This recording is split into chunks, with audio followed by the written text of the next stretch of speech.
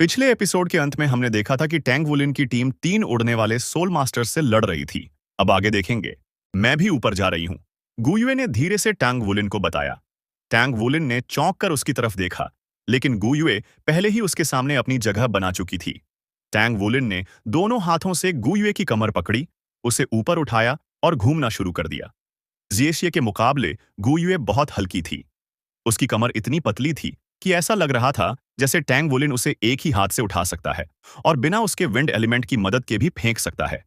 गुयुए सिएशिए के पीछे पीछे उड़ते हुए ऊपर चली गई।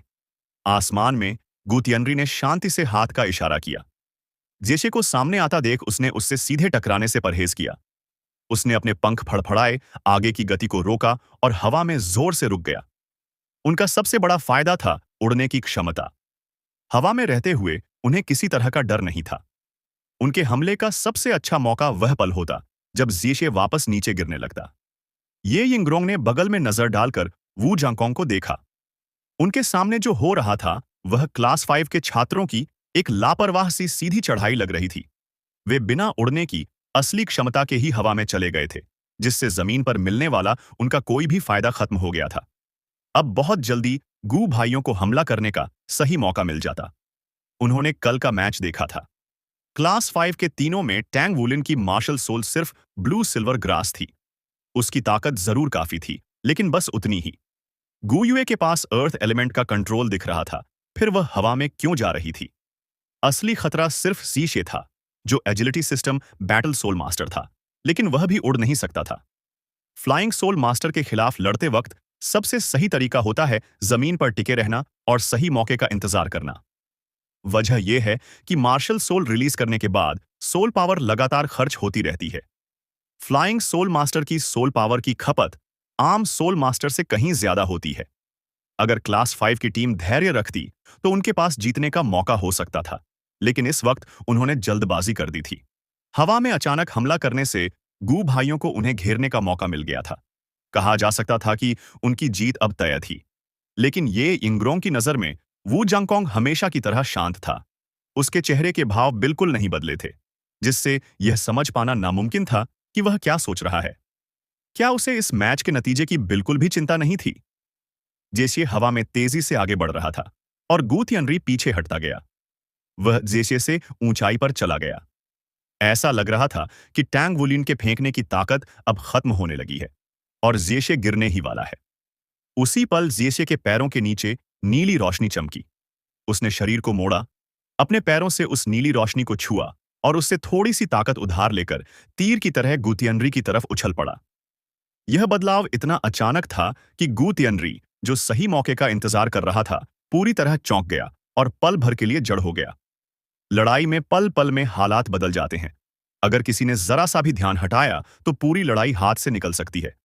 गुतियनयुए और गुतियनमिंग दोनों किनारों पर थे।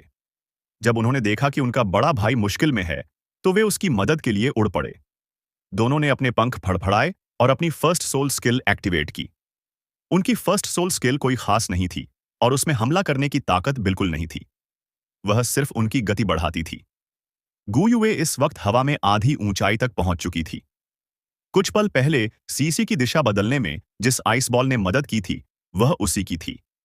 अब जब उसने देखा कि गुतियनयुए और गुतियनमिंग गुतियनरी की मदद करने आ रहे हैं, तो उसके चेहरे पर हल्की तिरस्कार भरी मुस्कान आ गई। उसने दोनों हाथ उठाए और 2 आइसिकल्स उन दोनों भाइयों की तरफ फेंक दिए। गुतियनयुए और गुतियनमिंग को हवा में नियंत्रण अच्छा था। आइसिकल्स को देखते ही उन्होंने जल्दी से खुद को बचाने की कोशिश की, लेकिन गुयुए के हाथों में लगातार और आइसिकल्स बनते गए और जैसे ही वह उन्हें फेंकती रही, दोनों भाइयों को गुतियनरी की मदद करने का मौका ही नहीं मिला। येशे की रफ्तार बेहद तेज थी। हवा में उड़ते हुए उसने अपनी लाइट ड्रैगन डैगर निकाल ली। सुनहरी रोशनी की एक धार निकली। गुतियनरी नीचे उतरकर बचना चाहता था, लेकिन लाइट ड्रैगन ब्लेड ने उसका रास्ता रोक लिया। अब जेशे गुतियनरी के सामने था, जो पूरी तरह घिर चुका था। उसने जेशे को दूर फेंकने की उम्मीद में उस पर लात मारने की कोशिश की। जेशे ने अपनी डैगर को किनारे किया और बाएं हाथ से गुतियनरी का पैर पकड़ लिया। वह मृग तृष्णा की तरह उछला और लाइट ड्रैगन डैगर की सपाट धार से गुतियनरी के सिर पर वार किया। फिर वह उसके कंधे पर पैर रखकर उछला और बड़े पक्षी की तरह हवा में उड़ता हुआ गू तियान्युए की तरफ बढ़ गया, जो ज्यादा दूर नहीं था। गू तियानरी आउट। लॉन्ग हेंगसू जमीन पर खड़ा था और उसे सब साफ दिख रहा था। उसने घोषणा की कि गू तियानरी बाहर हो चुका है। अगर चेशे मारने का इरादा रखता तो गू तियानरी का गला कट चुका होता। गू तियानरी इसे मानने को तैयार नहीं था, लेकिन अगले ही पल उसने एक और चौंकाने वाला नजारा देखा। येशे के सामने नीली रोशनी के 3 बिंदु उभरे। उन्हीं रास्तों का सहारा लेकर येशे ने हवा में 3 पलटे मारे और गू तियानयुए के और करीब पहुंच गया। इसी वक्त गू युए हवा से नीचे उतरने लगी। उसके शरीर पर हरी रोशनी चमक रही थी, जिससे साफ था कि वह सामान्य गिरावट के मुकाबले बहुत धीमी गति से नीचे आ रही थी। मैच शुरू हुए बस कुछ ही सांसों का समय हुआ था, लेकिन उसकी रफ्तार और घटनाओं ने दर्शकों को पूरी तरह हैरान कर दिया था।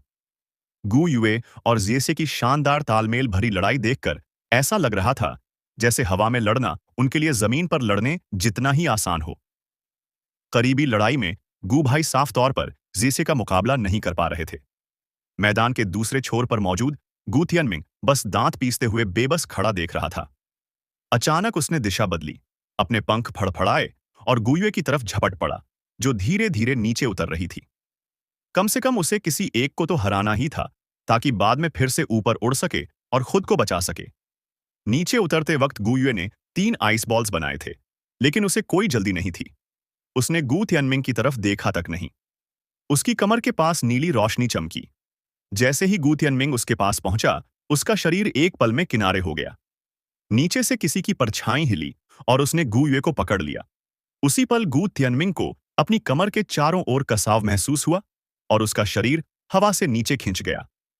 सिये गू तियानयुए के कंधों पर खड़ा होकर नीचे उतरा। उसकी लाइट ड्रैगन डैगर गू तियानयुए के सिर पर लगी हुई थी, इसलिए उसे नीचे उतरने के अलावा कोई चारा नहीं था। और गू तियानमिंग को टैंग वुलिन की ब्लू सिल्वर ग्रास ने लपेटकर जोर से नीचे पटक दिया। वह जमीन पर पूरी तरह अस्त व्यस्त हालत में गिर पड़ा। पूरा सफाया। दोबारा मुकाबले की बात तक नहीं की जा सकती थी। फर्स्ट ग्रेड की क्लास 5 जीत गई।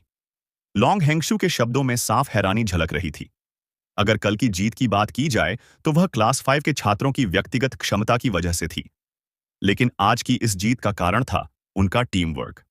गू भाई, जो टीम वर्क में बेहतर माने जाते थे, उन्होंने अपने विरोधियों को हल्के में लिया और ट्रिपलेट होने के बावजूद अपनी पूरी ताकत एक यूनिट के रूप में नहीं दिखा पाए। इसके उलट टैंग वुलिन की टीम ने एक के बाद एक चौंकाने वाले दांव खेले और इसी तरह यह मुकाबला खत्म हो गया। सबसे ज्यादा हैरानी गू युए के आइस एलिमेंट को देखकर हुई। पिछली लड़ाई में तो उसके पास अर्थ एलिमेंट था। क्या यह ट्विन मार्शल सोल्स था? यह तो प्रोडिजी में भी प्रोडिजी था, खासकर एलिमेंट्स जैसे मामलों में। लॉन्ग हेंगसू का दिल पछतावे से भर गया। वू जंगकोंग ने इतनी बड़ी प्रतिभा को क्लास 5 में भेजकर उसे धोखा दे दिया था। इस क्लास प्रमोशन टूर्नामेंट के बाद वह बड़ी मुश्किल में पड़ने वाला था। उसे नहीं पता था कि क्लास 1 उन्हें रोक पाएगी या नहीं। ये यिंगरंग भी सन्न रह गई थी। पिछले कुछ महीनों से उसने गू भाइयों को ट्रेन किया था और उसे लगता था कि हवा में वे लगभग एक जैसे ही चलते हैं। उनकी अटैक पावर थोड़ी कम थी, लेकिन उनकी गति, टीम वर्क और उड़ने की क्षमता उन्हें हमेशा बढ़त दिलाती थी। लेकिन यह मुकाबला पूरी तरह अलग साबित हुआ। जब जीत तय लग रही थी, तब भी उनके विरोधियों ने इतनी शानदार तालमेल दिखा दी। गू युए के कुछ आइस बॉल्स बिल्कुल सही समय पर आए और उन्होंने कई मौके बना दिए। जीशे ने अपनी agility system battle soul master की क्षमता का पूरा फायदा उठाया, और वह भी तब जब वह उड़ नहीं सकता था। उसने हवा में कई बार दिशा बदली और उन आइस बॉल्स से मिली ताकत का इस्तेमाल किया। ऐसा कर पाना और अपने शरीर पर इतना नियंत्रण रखना उसकी चरम सीमा को दर्शाता था। ये यिंगरोंग ने गहरी सांस ली और खुद को शांत किया। मुस्कुराते हुए वह वू जंगकोंग की तरफ मुड़ी और बोली, बधाई हो टीचर वू, अब आप क्लास 3 में होंगे। वू जंगकोंग ने शांति से जवाब दिया, यह मेरा लक्ष्य नहीं है, माफ कीजिए। यह कहकर उसने मंच से जा रही तिकड़ी की तरफ हल्की नजर डाली और बिना कुछ कहे डॉर्मेटोरी बिल्डिंग की तरफ चल दिया। क्या टीचर वू हमसे खुश हैं या नहीं? येशे ने शक के साथ टांग वुलिन से पूछा। टैंग वुलिन ने कंधे उचका दिए। मुझे कैसे पता होगा, लेकिन लगता है हमें इस लड़ाई का विश्लेषण करना पड़ेगा। गू युए ने सिर हिलाया। हमें पहले हमला नहीं करना चाहिए था, हमें मौके का इंतजार करना चाहिए था। अगर हम जमीन पर टिके रहते और रक्षा करते तो उन्हें हम पर हमला करना ही पड़ता। तब वे स्वाभाविक रूप से उस दूरी तक आते जहां हम आराम से हमला कर सकते थे। जैसे ही वे नीचे आते, उनके पास कोई मौका नहीं रहता। उनकी फ्लाइंग मार्शल सोल की वजह से अगर वे भागना चाहते तो हम कुछ नहीं कर सकते थे। लेकिन इस मैच में वे पहले ही फंस चुके थे। अगली बार हमें इतनी जल्दबाजी नहीं करनी चाहिए। चेशे ने तांग वुलिन की तरफ देखा। वुलिन, जैसा गुयुए ने कहा, तुम जरूरत से ज्यादा उतावले हो गए थे। मैं ऐसा इंसान नहीं हूं जिसे तुम यूं ही उठाकर फेंक दो। मुझे नहीं पता तुम्हारा गुस्सा कैसा है, लेकिन मैं चुपचाप सहने वाला नहीं हूं। टैंग वुलिन ने ईमानदारी से गुयुए से कहा, यह हमारी फ्लाइंग सोल मास्टर्स से पहली बार लड़ाई थी, इसलिए मुझसे वाकई जल्दबाजी हो गई। मुझे माफ कर दो। जेशे हैरानी से बोला, अरे, तुम्हारा स्वभाव तो अब कुछ ज्यादा ही अच्छा हो गया है। वह तुम्हारी गलती निकाल रही है और तुम इतनी आसानी से माफी भी मांग रहे हो। गुयुए हंस पड़ी।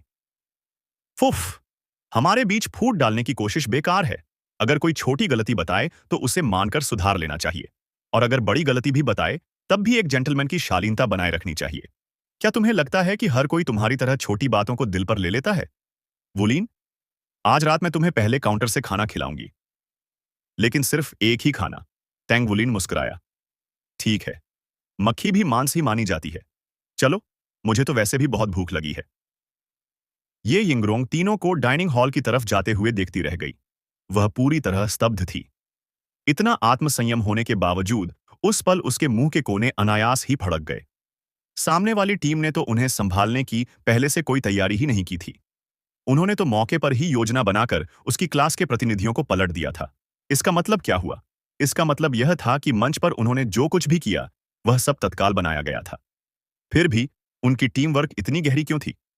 उसने अपनी जेब से सोल कम्युनिकेटर निकाला और एक नंबर मिलाया। थोड़ी देर बाद एक साफ और ठंडी महिला आवाज आई। क्या हुआ छोटी बहन? ये यिंगरोंग ने कहा। बड़ी बहन, हम हार गए। हार गए? आवाज में हैरानी थी। कहीं सामने वाली टीम भी फ्लाइंग सोल मास्टर्स तो नहीं थी? ये यिंगरोंग ने कड़वी मुस्कान के साथ कहा। नहीं, बस उनका तालमेल बहुत जबरदस्त था और उनकी टीम में सभी लोग बेहद काबिल थे। बड़ी बहन, तुम्हें सावधान रहना होगा। इस बार तुम्हारी क्लास 1 को सच में टक्कर मिल सकती है। उस आइसिली एरोगेंट प्रिंस चार्मिंग की क्लास के स्टूडेंट आसान नहीं है। तुम्हें पूरी तैयारी रखनी होगी। सोल कम्युनिकेटर कुछ पल के लिए शांत हो गया। फिर वही ठंडी और साफ आवाज दृढ़ता के साथ आई। मैं इस दिन का बहुत समय से इंतजार कर रही थी। उस वक्त उसने मेरा अपमान किया था, लेकिन इस बार मैं उसका बदला लौटाऊंगी। बड़ी बहन, तुम। ये यिंगरोंग अपनी बात पूरी भी नहीं कर पाई कि सामने से कॉल कट गई। ये यिंगरोंग ने बेबस होकर लंबी सांस ली और हवा से बोली, तुम वाकई बहुत ज्यादा प्रतियोगी हो। उस वक्त उसने तुम्हें ठुकराया था, लेकिन उसमें उसकी कोई गलती नहीं थी। फिर भी तुम 2 साल से उस बात को दिल में पकड़े बैठी हो। डिनर के बाद जीसीए ने सुझाव दिया कि वे फिर से अकादमी के बाहर घूमने चलें, लेकिन टैंग वुलिन ने तुरंत मना कर दिया। कारण साफ था, वह कल्टीवेट करना चाहता था। सोल पावर हर चीज की नींव थी। यही पहली और सबसे जरूरी बात वू जंगकोंग ने उनकी पहली थ्योरी क्लास में उनके दिमाग में बैठाई थी। इसके अलावा सोल पावर बढ़ाने का कोई शॉर्टकट नहीं था। इसे बढ़ाने का एक ही तरीका था, लगातार ध्यान लगाना। टैंग वुलिन के मना करने से सीशे का भी बाहर जाने का मन खत्म हो गया। उसने भी ध्यान लगाने का फैसला किया ताकि जल्दी से दूसरी रिंग हासिल कर सके। लेकिन अफसोस, कुछ ही पलों बाद उनका दरवाजा अचानक जोर से खुल गया। जो जंगसी अंदर भागा। बुरा हो गया। येशे, वुलिन, जल्दी चलो। अकादमी के गेट पर बहुत सारे लोग जमा हो गए हैं। उनका बॉस काफी ताकतवर लग रहा है। और उन्होंने तुम दोनों और गु युए की तस्वीरें पकड़ रखी हैं। वे अकादमी से कह रहे हैं कि तुम तीनों को उनके हवाले कर दिया जाए। मुझे डर है कि टीचर भी जल्द बाहर आ जाएंगे। टैंग वुलिन ने अभी अभी ध्यान लगाना शुरू किया था और पूरी तरह ध्यान में भी नहीं गया था। यह सुनते ही उसने आंखें खोल दी। सामने बैठे जीशे ने उसकी तरफ देखा और दोनों का दिल कस गया। कहीं ऐसा तो नहीं? चलो, देखने चलते हैं। जीशे ने पीठ सीधी की और बिस्तर से कूद गया। टांग वुलिन उसके पीछे चला और दोनों तेजी से बाहर निकल पड़े। जैसे ही वे हॉस्टल से निकले, सामने गुयू मिल गई। क्या तुमने सुना? तंग वुलिन ने पूछा। गुयू ने सिर हिलाया। उसका चेहरा शांत था। यह कल वाली बात की वजह से ही होगा, है ना? शीशी की आंखों में ठंडी चमक आ गई। चलो। यह कहते हुए वह तंग वुलिन को घसीटते हुए अकादमी के मुख्य गेट की तरफ बढ़ गया। रुको, तंग वुलिन ने भारी आवाज में कहा। शेशे गुस्से से बोला, किस बात का इंतजार कर रहे हैं? अगर वे कल वाले ही लोग हैं तो फिर से पीट देंगे। लोगों से प्रोटेक्शन फी वसूलते हैं, और अब अकादमी तक आकर चोरी का रोना रो रहे हैं। टांग वुलिन ने उसे मजबूती से पकड़ लिया। जेशे छुड़ाने की कोशिश करता रहा, लेकिन टांग वुलिन की ताकत के सामने वह बेकार थी। टांग वुलिन ने सख्ती से कहा, इतना उतावला मत बनो, मामला इतना आसान नहीं है। यह मत भूलो कि यह ईस्ट सी एकेडमी है, एक सोल मास्टर अकादमी। अगर वे यह जानते हुए भी यहां आए हैं, तो इसका मतलब है कि उन्हें अपने पीछे के सहारे पर पूरा भरोसा है। हम अभी बहुत कमजोर हैं। सबसे सही रहेगा कि पहले टीचर वू को ढूंढें। टांग वुलिन की बात सुनकर सिएशे थोड़ा शांत हुआ। वह समझदार था और बात समझते ही उसका गुस्सा उतर गया। गुयुए ने सहमति में सिर हिलाया। मैं भी वुलिन की बात से सहमत हूं। पहले टीचर वू को ढूंढें। वू को ढूंढना चाहिए। पीछे से जो जंगशी बोला, मामला बहुत बड़ा हो गया है। गेट के बाहर कम से कम 200 लोग खड़े हैं और सब बहुत घमंडी लग रहे हैं। तुम लोगों ने आखिर किया क्या? टंग वुलिन ने कहा। बाद में बताऊंगा। चलो, पहले टीचर वू के पास चलते हैं। वू जंगकोंग का समय बहुत सख्त तय रहता था। डिनर के बाद वह तुरंत ध्यान लगाने चले जाते थे, इसलिए उन्हें ढूंढना आसान था। वू जंगकोंग ने सफेद चैंगपाओ पहन रखी थी। उन्होंने दरवाजा खोला और टेंग वुलिन के समूह को देखकर ठंडी आवाज में पूछा, किस कल्टीवेशन से जुड़ा सवाल है? सिएशिए के अंदर भी ठंडा घमंड था, लेकिन वू जंगकोंग के सामने उसके मुंह से शब्द नहीं निकले। वह उम्मीद से टेंग वुलिन की तरफ देखने लगा। टेंग वुलिन ने कहा, टीचर वू, हमसे कुछ गड़बड़ हो गई है? थोड़ा घबराया हुआ होने के बावजूद उसने कल रात की पूरी घटना बता दी। वू जांगकोंग बिना किसी भाव के सुनते रहे, फिर ठंडी आवाज में बोले, लगता है तुम लोगों में सच में कुछ काबिलियत है। यह कहकर वह आगे बढ़े। उनकी सफेद चैंगपाओ हल्की हवा में लहराने लगी। उनके बाल कंधों से उठकर हवा में बह रहे थे। उनका पूरा अस्तित्व ठंडे और स्वप्निल एहसास से भरा हुआ था। टैंग वुलिन ने हैरान सिएशे को थपथपाकर होश में लाया। तीनों वू जंगकोंग के पीछे चलते हुए अकादमी के मुख्य गेट की तरफ बढ़े। ईस्ट सी एकेडमी के गेट के बाहर कम से कम 200 ताकतवर और डरावने लोग खड़े थे। उनके हाथों में तरह तरह के हथियार थे। कई लोग फेडरेशन द्वारा प्रतिबंधित सोल डिवाइसेस भी पकड़े हुए थे। सोल टेक्नोलॉजी के विकास के साथ अब सोल डिवाइसेस इस हद तक पहुंच चुके थे कि आम लोग भी उन्हें इस्तेमाल कर सकते थे। सोल मास्टर की हैसियत अब भी ऊंची थी, लेकिन तकनीक की वजह से आम लोगों और सोल मास्टर के बीच का फासला कम हो गया था। अब आम लोग भी सोल मेका चला सकते थे। एक निश्चित स्तर के नीचे सोल मास्टर आम आदमी से बहुत ज्यादा ताकतवर नहीं रहे थे, अगर सामने वाले के पास सोल डिवाइसेस हों। इसी वजह से ये लोग सोल मास्टर अकादमी का रास्ता रोकने की हिम्मत कर रहे थे। अकादमी के अंदर इंटरमीडिएट और एडवांस डिवीजन के कई स्टूडेंट गेट के पास जमा हो गए थे। जब उन्होंने देखा कि उन लोगों ने 3 तस्वीरें पकड़ रखी हैं, तो सभी चौंक गए। वे तस्वीरें टैंग वुलिन, सिएशे और गुयुए की थीं। सबसे आगे कुछ लोग स्ट्रेचर पकड़े हुए थे, जिस पर ग्वांगलोंग पूरी तरह पट्टियों में लिपटा पड़ा था। एक और समूह ने बड़ा सा बैनर पकड़ा हुआ था, जिस पर लिखा था, कत्ल का बदला जान से लिया जाएगा। कर्ज का हिसाब चुकाना होगा। अपराधियों को हमारे हवाले करो। खुशकिस्मती से यह अब भी सोल मास्टर अकादमी थी। इतने लोग होने और भरोसे के बावजूद वे अकादमी पर सीधा हमला करने की हिम्मत नहीं कर रहे थे। उनका नेता 2 मीटर से भी ज्यादा लंबा था और शरीर बेहद मजबूत था। गुआंगलोंग की तरह उसका सिर भी मुंडा हुआ था, लेकिन उसकी कनपटी पर हल्की दाढ़ी थी। वह गुआंगलोंग का और भी ताकतवर रूप लग रहा था। उसकी नंगी बाहों की मांसपेशियां भयानक ताकत से भरी हुई थीं। उसकी उदास आंखें भीड़ को छान रही थीं, जैसे तस्वीरों में दिख रहे 3 लोगों को ढूंढ रही हों। तभी एक गुस्से भरी आवाज गूंजी, तुम लोग आखिर कौन हो जो अकादमी के सामने हंगामा करने की हिम्मत कर रहे हो? लॉन्ग हेंग्सवे 10 से ज्यादा टीचर्स के साथ सामने आए। लोगों को देखकर उसका दिल भी थोड़ा कस गया। बिल्कुल वैसा ही था जैसा टैंग वुलिन ने कहा था। मेरा नाम गुआंग बियाओ है, उस ताकतवर आदमी ने ठंडी आवाज में कहा। स्ट्रेचर पर पड़ा आदमी मेरा छोटा भाई है। उसकी शक्ल बाकी लोगों जितनी उग्र नहीं थी, लेकिन उसकी आवाज गूंजती हुई बिजली जैसी थी। इतनी जबरदस्त सोल पावर। इस आदमी की कल्टीवेशन तो। लॉन्ग हेंगशुए की पुतलियां सिकुड़ गईं। उसे अचानक यह नाम याद आ गया। गुआंग बियाओ, तुम ईस्ट सी सिटी की मेचा ब्रिगेड के कप्तान हो? वही गुआंग बियाओ। हर शहर की अपनी आर्मेड फोर्सेस होती थीं। शहर की व्यवस्था संभालने वाली पुलिस के अलावा एक सैन्य बल भी होता था। ईस्ट सी सिटी एक बड़ा तटीय शहर था, इसलिए फेडरेशन ने यहां 500 सोल मेचा तैनात कर रखे थे और उनसे एक मेचा ब्रिगेड बनाई गई थी। एक मेचा ब्रिगेड का स्तर मास्टर रेजिमेंट रैंक का होता है।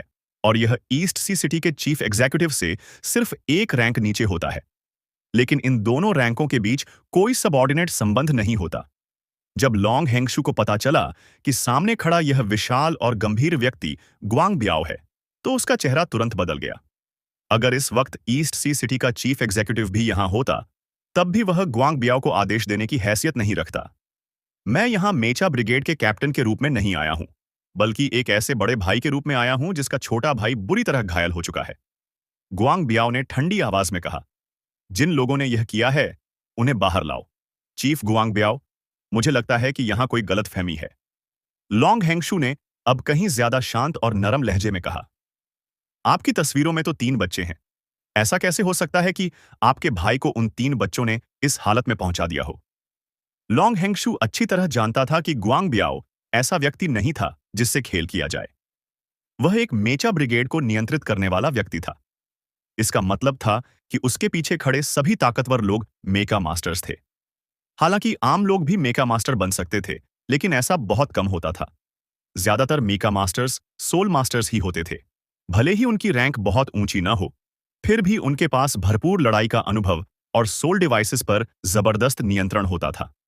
ऐसे लोगों के सामने ईस्ट सी एकेडमी टक्कर लेने की हालत में नहीं थी, और ऊपर से दूसरी तरफ मेचा तैनात करने की क्षमता भी थी। लॉन्ग हेंगसू ने ग्वांग बियाओ के जीवन के बारे में भी सुना था। यह कैप्टन अपने आप में एक दंतकथा था। वह एक साधारण परिवार से था और बचपन में ही उसके माता पिता चल बसे थे। अपनी प्रतिभा और कड़ी मेहनत के दम पर उसने सिर्फ 35 साल की उम्र में यह पद हासिल कर लिया था। कैप्टन का ओहदा और 6 रिंग्स की सोल पावर कल्टीवेशन, वह एक सच्चा सोल एम्परर था। उसकी मेका मास्टर रैंक भी एम्परर रैंक तक पहुंच चुकी थी, और पूरे ईस्ट सी एकेडमी में जिसकी soul power cultivation soul emperor स्तर की थी, वह सिर्फ एक ही था। गलतफहमी? बच्चे, गुआंग बियाओ की आवाज भारी हो गई। मेरे भाई को इतनी बुरी तरह पीटा गया है। एक बड़े भाई के रूप में इस मामले की जांच करना मेरा हक है। जांच मैं अपने तरीके से करूंगा। तुम बेकार की बातें बंद करो और उन लोगों को सौंप दो। मैंने यहां खड़े रहकर ईस्ट सी सिटी को पहले ही बहुत इज्जत दे दी है। अगर 20 मिनट के अंदर उन लोगों को नहीं सौंपा गया, तो हम खुद अंदर जाकर उन्हें ढूंढेंगे। लॉन्ग हेंगसू का चेहरा सख्त हो गया। उसने कड़क आवाज में कहा, कैप्टन गुआंग बियाओ, हद से आगे मत जाइए। ये एक एकेडमी है जहां छात्रों को तैयार किया जाता है। आपके लोगों में से कौन ऐसा है जो कभी एकेडमी से नहीं पढ़ा? मैं उन लोगों को नहीं सौंपूंगा जिन्हें आप ढूंढ रहे हैं। अगर आप में क्षमता है, तो अपना मेचा चालू कीजिए और मेरी लाश के ऊपर से गुजरिए, वरना ईस्ट सी एकेडमी के अंदर एक कदम भी रखने की मत सोचिए। जो छात्र आमतौर पर डायरेक्टर लॉन्ग की सख्ती से नाराज रहते थे, इस दृश्य को देखकर उनका खून खौल उठा। कुछ सीनियर स्टूडेंट्स तो खुद आगे बढ़ाए और लॉन्ग हेंगशू के पीछे खड़े हो गए। अचानक ग्वांग बियाओ ने एक कदम आगे बढ़ाया। जैसे ही उसका पैर जमीन पर पड़ा, एक गहरी गर्जना सुनाई दी। ऐसा लगा मानो पूरी ईस्ट सी एकेडमी कांप गई हो। सामने खड़े छात्र डगमगाए और जमीन पर गिर पड़े। मैं सिर्फ ताकत में भरोसा करता हूं। गुआंग बियाओ की आवाज गूंज उठी। क्या तुम्हें लगता है कि तुम्हारे ये छात्र मुझे रोक सकते हैं? मेरे भाई को इतनी बुरी तरह घायल करने वालों को सौंपने से मना करते वक्त तुम्हारी न्याय भावना कहां चली गई? मैंने तुमसे तर्क से बात करने की कोशिश की, लेकिन जब मेरी मुट्ठी ज्यादा बड़ी है, तो मैं खुद जाकर उन्हें ढूंढूंगा। तब देखते हैं कि मुझे रोकने की क्षमता किसमें है। उसी पल एकेडमी के अंदर से एक बेहद ठंडी आवाज गूंजी। मुझे तर्क की बातें करना सबसे कम पसंद है। मुट्ठियों से बात करना कहीं बेहतर होता है। देखने वालों को बस एक धुंधली सी हलचल महसूस हुई और एक व्यक्ति ईस्ट सी एकेडमी के सामने आ खड़ा हुआ। सफेद चंगपांव पहने हुए, स्याही सी हरी आंखें चमक रही थीं और कॉरल ब्लू बाल उसकी पीठ तक लहरा रहे थे। उसके चारों ओर एक घमंडी आभा थी और ऐसा लग रहा था जैसे तापमान कुछ डिग्री गिर गया हो। यह एहसास सबसे ज्यादा ग्वांग बियाओ को हुआ। उसकी थोड़ी देर पहले बनी जबरदस्त दबाव की लहर ऐसे टूट गई जैसे किसी हिम्मत से टकरा गई हो। यह टीचर वू है। ईस्ट सी एकेडमी की तरफ के कुछ छात्र खुशी से चिल्लाने लगे। तुम कौन हो? गुआंग बियाओ ने आंखें संकड़ी करते हुए पूछा और अपनी मोमेंटम फिर से इकट्ठा करने की कोशिश की। वू जंगकोंग ने हल्की आवाज में कहा, जिन 3 छात्रों को तुम ढूंढ रहे हो, वे मेरे छात्र हैं। अगर तुम मुझे हरा सको तो आगे बढ़ सकते हो, वरना यहां से दफा हो जाओ। उसकी आवाज बेहद ठंडी थी, बिल्कुल बिना किसी भावना के, मानो वह कोई साधारण तथ्य बता रहा हो। हाँ हाँ हाँ हाँ, गुआंग बियाओ जोर से हंसा। अच्छा है, अब तक कोई ऐसा नहीं मिला था जो मुझसे इस लहजे में बात करे। तुमने मेरी दिलचस्पी जगा दी है। हालांकि वह हंस रहा था, लेकिन उसके अंदर आग धधक रही थी। उसके शरीर से पीली रोशनी की एक तेज लहर फूटी। Yellow yellow purple, purple purple purple. उसके नीचे से 6 सोल रिंग्स उभर आए। सोल एम्परर, 6 रिंग वाला सोल एम्परर। छात्रों के बीच एक साथ जिंग की आवाज गूंज उठी। जब उसने अपना मार्शल सोल बाहर निकाला, तो गुआंग बियाओ का शरीर आधा मीटर और बड़ा हो गया। उसके माथे से मेटल ग्रे चमक फैलती हुई कंधों, ऊपरी धड़ और फिर पूरे शरीर पर छा गई। ऐसा लग रहा था जैसे वह पूरी तरह एक कवच में लिपट गया हो। उसी पल 3 रोशनी के समूह दिखाई दिए, 2 येलो और एक पर्पल। दोनों येलो रोशनियां छिपकली के आकार की थीं और एक जैसी दिखती थीं, जबकि पर्पल रोशनी एक विशाल अजगर जैसी थी। पर्पल, 1000 साल का स्पिरिट सोल। इसमें कोई शक नहीं था कि गुआंग बियाओ की 6 सोल रिंग्स इन्हीं 3 स्पिरिट सोल्स से बनी थीं। सोल मास्टर की दुनिया में 1000 साल का स्पिरिट सोल सिर्फ एलीट लोगों के पास होता था। गुआंग बियाओ का मार्शल सोल भी आर्मर्ड ड्रैगन ही था, लेकिन उससे निकलने वाली आभा गुआंग लोंग से कहीं ज्यादा शक्तिशाली थी। यह आर्मर्ड ड्रैगन ऐसा लग रहा था जैसे एक ऐसा विशाल पहाड़ जिसे पार करना असंभव हो। ताकतवर मोमेंटम एक तूफान की तरह बनकर वू जांगकोंग की तरफ लपका और उसके लंबे नीले बालों को जोर से उड़ाने लगा। उसी पल सभी दर्शकों को शरीर में अचानक ठंडक महसूस हुई, मानो सर्दी उतर आई हो। गुआंग बियाओ ने हल्की नीली चमक देखी, फिर वह तूफान आधा रह गया और अगले ही पल पूरी तरह गायब हो गया। वू जांगकोंग उसी जगह खड़ा था। उसके सफेद कपड़े हवा में लहरा रहे थे। उसका दायां हाथ ऊपर उठा हुआ था। उसके हाथ में एक हल्की नीली लंबी तलवार प्रकट हो चुकी थी। तलवार की नोक शरद ऋतु के झरने जैसी और उसकी रोशनी पानी की धारा की तरह बह रही थी। सफेद कपड़े, नीली तलवार, वह हवा में तैरते किसी अमर जैसा लग रहा था। ईस्ट सी एकेडमी के मैदान में बहुत कम लोगों ने उसे पहले लड़ते देखा था, इसलिए सभी की नजरें उसी तलवार पर टिक गई थीं। तलवार की मूठ के पास रोशनी के छल्ले उभरे। ये सोल रिंग्स आकार में बड़े नहीं थे, लेकिन तलवार के शरीर के साथ घूम रहे थे, और इन सोल रिंग्स के रंग देखने वालों की सांसें रोक देने वाले थे। Yellow, yellow, purple, purple, black, black. हाँ, आखिरी 2 सोल रिंग्स काले थे। काला रंग 10,000 ईयर को दर्शाता था। वे सच में 10,000 ईयर सोल रिंग्स थे। हवा मानो जम गई, आसमान स्थिर हो गया। वू जंगकोंग शांत खड़ा था, लेकिन गुआंग बियाओ की पहले की हिंसक मोमेंटम पूरी तरह जकड़ गई। 10,000 ईयर, 10,000 ईयर सोल रिंग्स, ये कैसे संभव हो सकता है? वे 10,000 ईयर सोल रिंग्स कैसे हो सकते हैं? गुआंग बियाओ हक्का बक्का सा वू जंगकोंग को घूर रहा था। सोल बीस्ट्स के लगभग खत्म हो जाने के बाद 10,000 ईयर सोल रिंग्स का दिखना बेहद ही दुर्लभ हो गया था। यहां तक कि स्पिरिट पगोडा के लिए भी 10,000 ईयर स्पिरिट सोल्स तैयार करना बेहद मुश्किल था। लेकिन ऐसा कैसे हो सकता है? उसके पास 10,000 साल की सोल रिंग्स कैसे हो सकते हैं? उसकी असली पहचान आखिर है क्या? इतनी कम उम्र में 10,000 साल की सोल रिंग्स हासिल कर पाना गुआंग बियाओ पर जबरदस्त दबाव डाल रहा था। हालांकि उसका आवेगी स्वभाव उस सोल एम्परर का सामना करके उत्साहित था, जिसके पास 10,000 साल की सोल रिंग्स थे। लेकिन अब उसे अपनी जीत को लेकर भरोसा नहीं रहा। वू जंगकोंग ने उसकी तरफ देखा तक नहीं। वह बस सिर झुकाए अपने हाथ की लंबी तलवार को देख रहा था। स्काई फ्रॉस्ट सोर्ड, यही उसके मार्शल सोल का नाम था। उसे इस्तेमाल किए हुए बहुत समय बीत चुका था। वह काफी पहले ही अपनी स्पिरिचुअल पावर को अपने मार्शल सोल में समाहित कर चुका था। इसका दोबारा प्रकट होना ऐसा था जैसे किसी पुराने दोस्त से फिर से मिलना। उसके चेहरे पर अब वह हमेशा वाली ठंडी बेरुखी नहीं थी। उस पल उसके भावों में हल्की सी मूर्खता झलक रही थी। ऐसा लग रहा था जैसे वह अपनी ही प्रेमिका को देख रहा हो। उसकी नजरें पानी की तरह कोमल थीं। हाउ! गुआंग बियाओ ने आसमान की तरफ दहाड़ लगाई। वह पूरी तरह कोने में धकेला जा चुका था।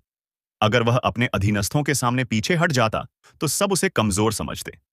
फिर वह उनका नेतृत्व कैसे करता? इसी वजह से वह इस लड़ाई से पीछे नहीं हट सकता था। उसकी पहली सोल रिंग चमक उठी और उसका बख्तरबंद शरीर धातु जैसी रोशनी से फट पड़ा। Armoured dragon body.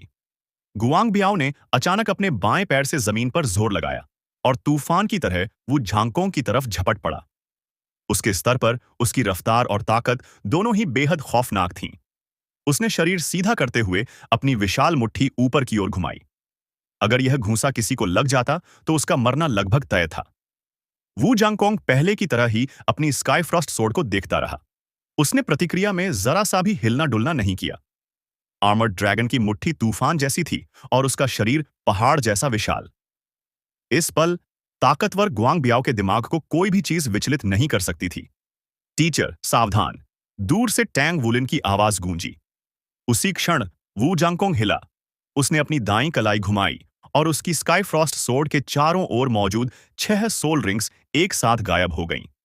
उसने हल्के से तलवार की नोक उठाई और सीधे उस पहाड़ जैसी मुट्ठी से टकरा गया। लगातार खनकती हुई आवाजें गूंजीं। पहली आवाज के साथ ही तानाशाह ड्रैगन जैसी ताकत रखने वाला गुआंग बियाओ रुक गया। उसके बाद आई हर खनक के साथ उसके शरीर की स्केल्स एक एक करके उड़ने लगीं। आखिरकार अपने मजबूत शरीर के बावजूद उसे एक कदम पीछे हटना पड़ा। वह विरोध करना चाहता था और ज्यादा सोल पावर छोड़ना चाहता था, लेकिन जैसे ही स्काई फ्रॉस्ट सोर्ड उसकी मुट्ठी से टकराई, एक बेहद ठंडी सोड चुई उसके शरीर में घुस गई। वह सोड की सुई जैसी थी, जो नसों के साथ साथ उसके शरीर में फैल गई। उसे उस ठंड से बचाव के लिए अपनी सारी सोल पावर इकट्ठा करनी पड़ी। ऐसी हालत में वह किसी सोल स्किल का इस्तेमाल कैसे कर सकता था? 7 खनकती आवाजें गूंजी और वह 7 कदम पीछे हट गया। लेकिन देखने में ऐसा लग रहा था जैसे वू जंगकोंग ने सिर्फ एक ही तलवार चलाई हो। टकराव के उसी पल वू जंगकोंग के शरीर से नीली रोशनी फूट पड़ी। उसकी ऊंची और ठंडी आभा में अचानक बेहद घनी ताकत भर गई। उसकी गहरी हरी आंखें अचानक बैंगनी हो गईं। उसकी पुतलियों से बैंगनी रोशनी फैलने लगी और उसने स्काई फ्रॉस्ट सोर्ड आगे की ओर घोंप दी। यह हरकत इतनी साधारण थी कि इससे आसान कुछ हो ही नहीं सकता था। शुरू से आखिर तक वू जांगकोंग की आंखें उसकी तलवार से एक पल के लिए भी नहीं हटी थीं। लेकिन जैसे ही तलवार आगे बढ़ी, गुआंग बियाओ को ऐसा महसूस हुआ जैसे उसके शरीर के अंदर कुछ जल उठा हो। उसी पल बेहद ठंडी सोडची की लहरें एक के बाद एक फूटने लगीं। गुआंग बियाओ का दिमाग सुस्त पड़ने लगा। उसका खून जमने लगा। सबसे डरावनी बात यह थी कि जिस शक्तिशाली मार्शल सोल पर वह यहां तक पहुंचा था, वह उसे बचाने में पूरी तरह नाकाम साबित हो रही थी। ऐसा लग रहा था जैसे आर्मर्ड ड्रैगन ने उसे पूरी तरह छोड़ दिया हो। आखिरकार गुआंग बियाओ की पर्पल स्नेक स्पिरिट सोल हरकत में आई। उसका विशाल शरीर फैल गया। उसके बैंगनी शरीर पर चांदी जैसी स्केल्स उगाईं और उसकी पूंछ बगल से वू जांगकोंग पर जा लपकी। उसे अपने मालिक को बचाने के लिए हमला करना ही था। यह देखकर सभी दर्शक सन्न रह गए। वू जांगकोंग ने बचने की कोशिश तक नहीं की। सचमुच वह जरा सा भी नहीं हिला। नीली रोशनी उसके शरीर से ऊपर की ओर उठी। उसकी आंखों से अब भी बैंगनी रोशनी निकल रही थी। उसने 1000 ईयर स्पिरिट सोल का सीधा हमला झेल लिया। ची, एक हल्की सी आवाज आई। उस निर्णायक पल में वू जांगकोंग के चारों ओर की नीली आभा और भी गाढ़ी हो गई। जब उसकी आभा बढ़ी तो सबने साफ बदलाव महसूस किया। ऐसा लग रहा था जैसे वू जांगकोंग का पूरा शरीर ही एक तलवार बन गया हो, बिल्कुल उसी स्काई फ्रॉस्ट सोर्ड जैसा जो उसके हाथ में थी। पर्पल स्नेक स्पिरिट सोल की पूंछ उसी तलवार की नोक से टकराई। बैंगनी रोशनी लहराई और साफ साफ कट गई। स्पिरिट सोल ने दिल दहला देने वाली चीख निकाली। उसके शरीर की चमक फीकी पड़ गई और उसी पल स्काई फ्रॉस्ट सोर्ड पहले ही गुआंग बियाओ के सामने पहुंच चुकी थी। गुआंग बियाओ ने जोर से दांत भींच लिए। इस समय वह अपने मार्शल सोल की ताकत का इस्तेमाल नहीं कर पा रहा था। उसके सामने मौजूद अत्याचारी और बेहद ठंडी सोर्ड क्यूआई ने उसका मार्शल सोल से संपर्क पूरी तरह काट दिया था। वह सुस्त दिमाग से सोचने लगा कि अब क्या किया जाए। आखिरकार वह सिर्फ अपने हाथ आगे उठा सका और अपनी सारी सोल पावर हथेलियों में जमा कर ली। फू! नीली रोशनी रुक गई। वह गुआंग बियाओ की नाक के ठीक सामने रुक गई थी, लेकिन उससे निकलती बर्फीली हवा ऐसी थी मानो तलवारों का जाल बन गया हो। मौत की आभा ने उसके पूरे शरीर को ढक लिया। उसकी हथेलियां पहले ही भेद दी गई थीं और उनका रंग स्काई फ्रॉस्ट सोर्ड जैसा हल्का नीला हो चुका था। तुम्हारी आंखें, तुम उस जगह से हो, गुआंग बियाओ ने कांपती आवाज में कहा। उसका नियंत्रण पूरी तरह टूट चुका था। यह साफ नहीं था कि वह ठंड की वजह से कांप रहा था या डर से। वू जांगकोंग ने बेरुखी से कहा, मुझे उस जगह से निकाल दिया गया था। वजह यह थी कि मेरा स्वभाव ठीक नहीं था, इसलिए मुझे दोबारा दिखने की कोशिश मत करना। नीली रोशनी गायब हो गई। ऐसा लगा मानो नीली हवा की धाराएं वू जांगकोंग की ओर बहकर उसके शरीर में समा गई हों। स्काई फ्रॉस्ट सोर्ड बिना कोई निशान छोड़े गायब हो चुकी थी। वू जांगकोंग कब का घूम चुका था और अब ईस्ट सी एकेडमी की तरफ वापस जा रहा था। गुआंग ब्याओ के शरीर में घुसी ठंडी छी की आखिरी लहरें भी उसी की ओर वापस लौट गईं। तो चलिए इस वीडियो को यहीं समाप्त करते हैं। अगर वीडियो अच्छी लगी हो तो लाइक जरूर करें, अपने विचार कमेंट में लिखें और आने वाले नए एपिसोड के लिए चैनल को जरूर सब्सक्राइब करें। अगले वीडियो में फिर मुलाकात होगी। धन्यवाद।